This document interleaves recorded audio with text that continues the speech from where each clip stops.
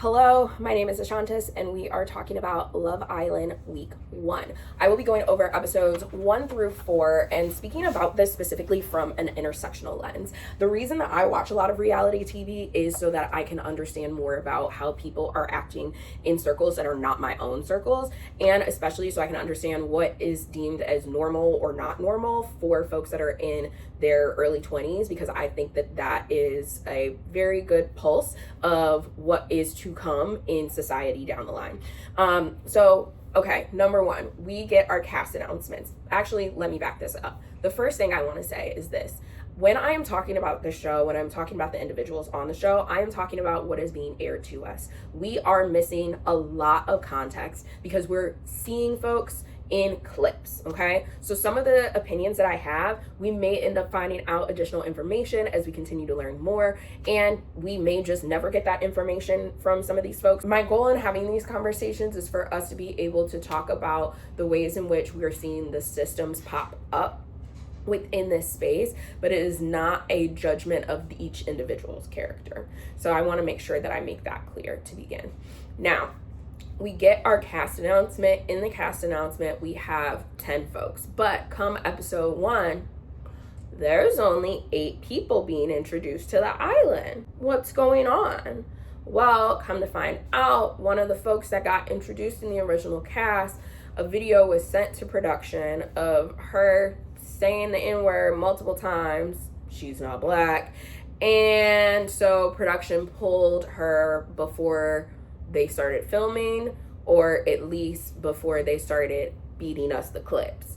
So with that in mind, it seems like the entire game, in a lot of ways, the gameplay aspect of the show is being written truly as we go along, because they had to completely switch how things were going for that first round of folks coming in, bringing in Gabrielle as a bombshell versus one of the original 10. We have everybody come on in, they start to get to know each other, and it's time for us to do our first coupling.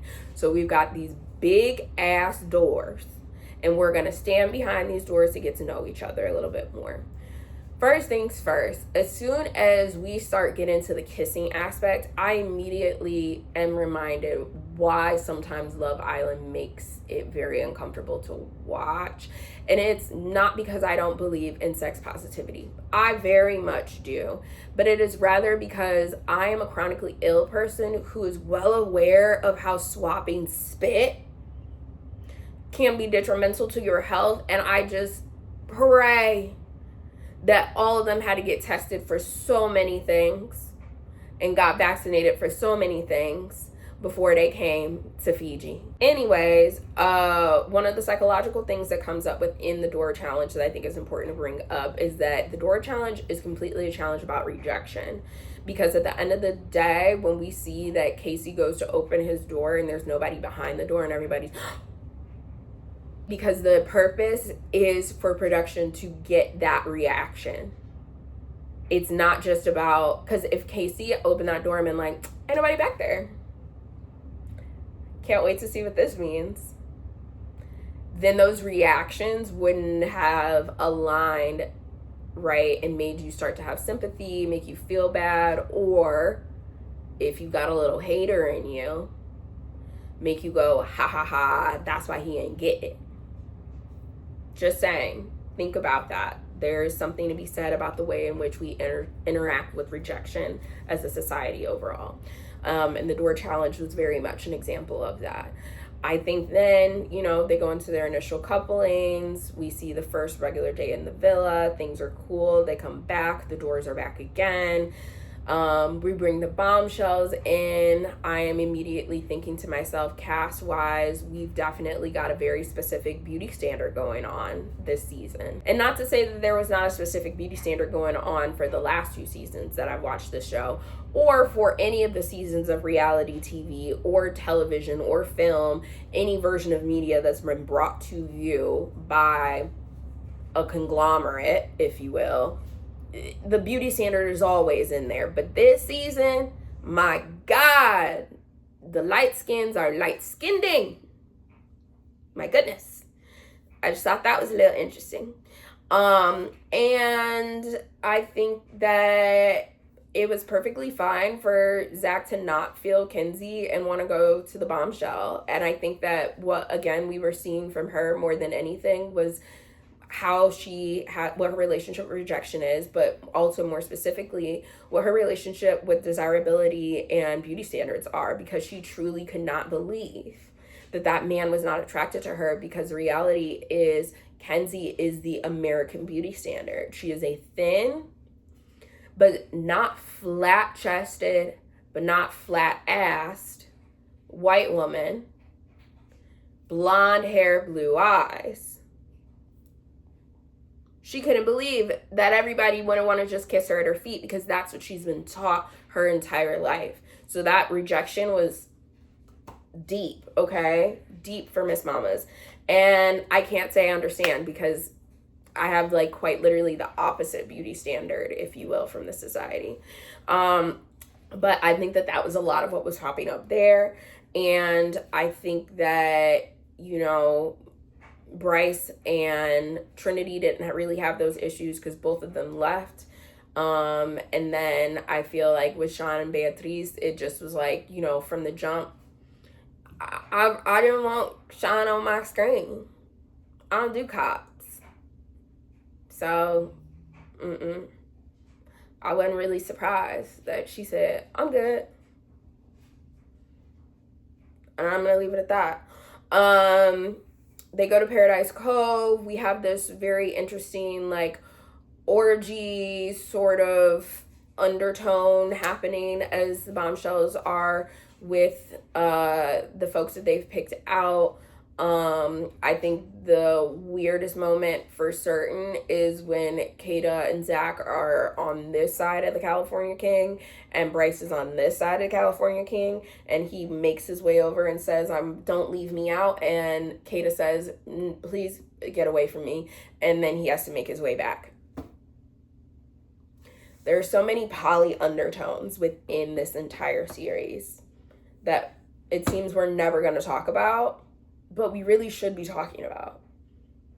And that was a very interesting interaction, if you will. They come on back, then we get to learn about everybody a little bit more. We have the pool challenge, right? Number one, I want to say that I find a lot of the challenges to be just much more difficult for any of the contestants who have textured hair than for the folks who don't.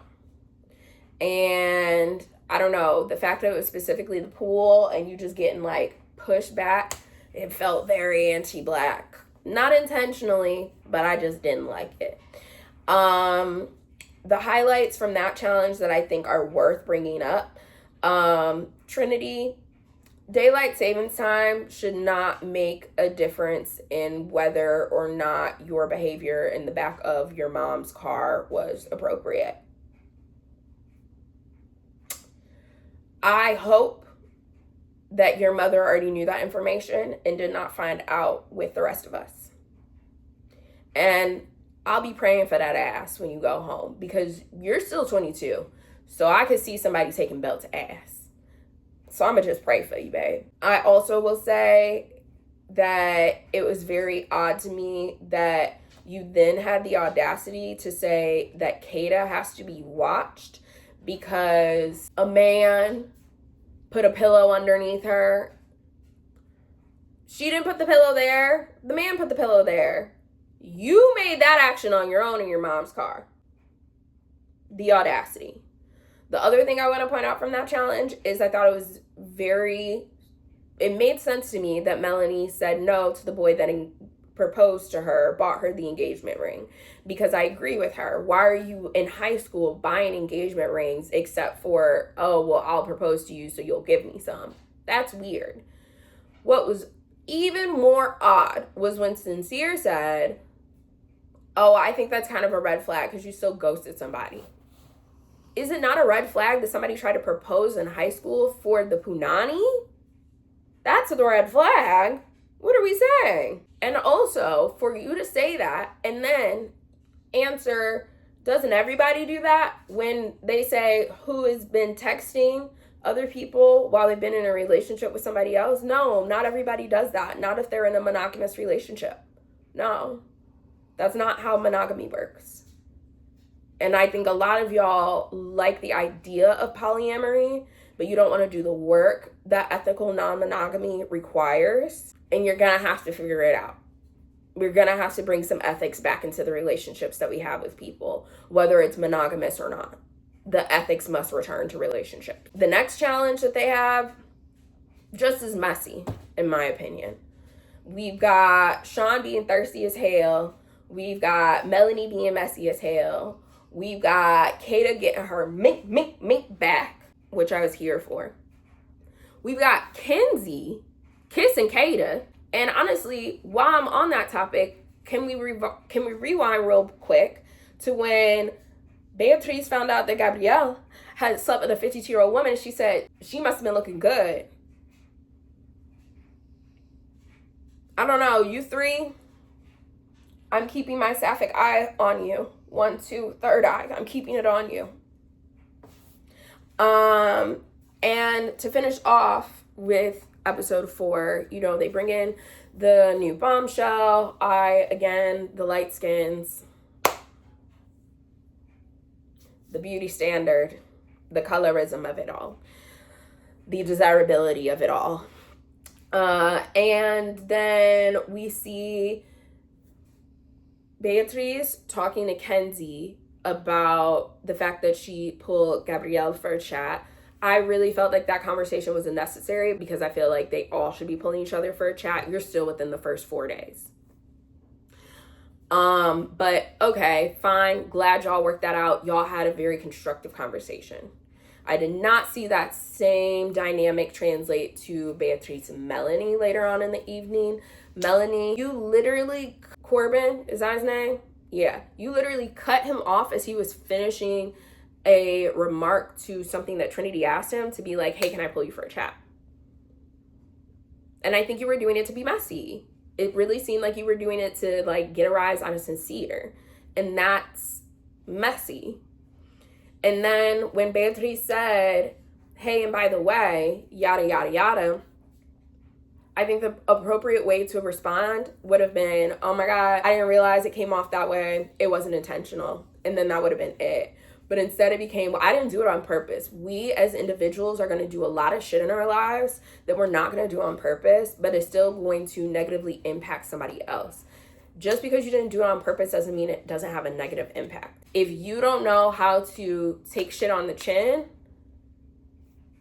you're going to have a hard time getting through this fucked up society that we live in. And the reality is, Beatrice wasn't wrong. You were doing a lot, girl. You were. And it's okay to say you're doing a lot, but say it with your chest.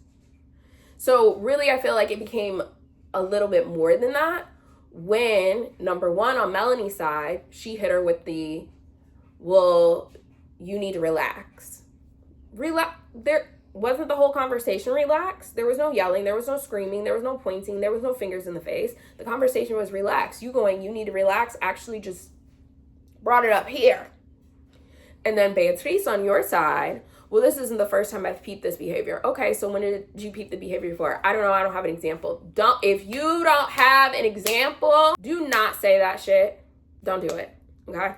Don't do it. And the fact that after this whole situation, Melanie was walking off and saying she needed to talk to somebody and then decided to try to get Kata, that was weird, girl. That was a little weird. I would rethink those things.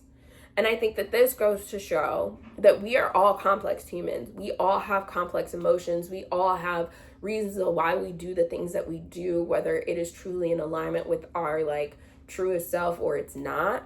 And so that's why, again, I like to talk about these things from this standpoint, talk about the desirability that is in the room. We got mostly light skins. We got a lot of curly hair, but not coily hair, if you will. We've got thinness, butt, boobs, and booty, right? But not too much, because who was it that said that they ain't like all that? I think that might have been episode 5, so let me not get ahead of myself. The things are in the room and we have to have the conversations about them. And it's okay for us to have the conversations about them, because when we learn, we can grow. I think that's all that I have for this first week. I would love to know what your thoughts have been on episodes 1, 2, 3, and 4. And I will be back to talk about the next 5 episodes, ? I'm not sure what our new Love Island schedule is, and if we'll be getting it 5 days a week, 6 days a week, what have you, but I will come back for next week's episode soon enough.